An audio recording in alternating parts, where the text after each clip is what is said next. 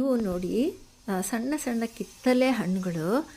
ಒಂದು ಗಜನಿಂಬೆ ಹಣ್ಣಿಗಿಂತ ಒಂದು ರೌಂಡ್ ದಪ್ಪ ಇದೆ ಅಷ್ಟೇನೆ. ಒಳ್ಳೆ ಕಲರ್ ಇದೆ, ಸಿಪ್ಪೆ ಸಹ.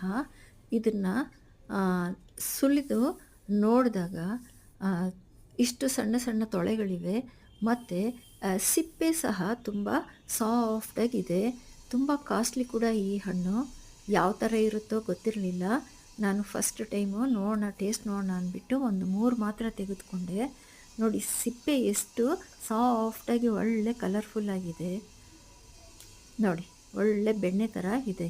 ಹಣ್ಣು ಸಹ ಅಷ್ಟೇ, ತಿಂದು ನೋಡಿದಾಗ ಒಳ್ಳೆ ಟೇಸ್ಟ್ ಇದೆ ಮತ್ತು ಅದು ಸೀಡ್ಲೆಸ್ ಕೂಡ. ಹಣ್ಣು ಒಳಗಡೆ ಎಷ್ಟು ಟೇಸ್ಟಾಗಿದೆಯೋ ಅದರ ಸಿಪ್ಪೆನ ಸುಲಿದು ತಿನ್ನೋ ಅಂಥ ಅವಶ್ಯಕತೆಯೇ ಇಲ್ಲ.